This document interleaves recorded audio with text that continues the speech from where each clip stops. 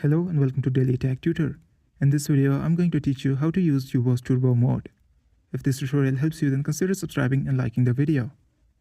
Turbo mode on Yubo is designed to boost your profile visibility and help you connect with more people quickly. To activate it, open the Yubo app and go to Swipe section, which is the home screen.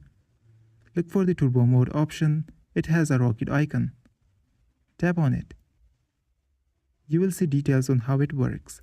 You can also choose if you want the turbo mode to be on 1x, which means single boost, or up to 30x boost, which will make your profile way more noticeable but also cost way much more than the standard one. It is up to you to choose which one you need. Once you decided which one you are going with, just tap on Launch Turbo and it will deduct that many credits from your account and it will be activated. Once activated, Turbo mode will temporarily increase your profile's reach, making it more likely to appear in swipes and recommendations. This feature is great if you want to gain more matches or friends in a short time.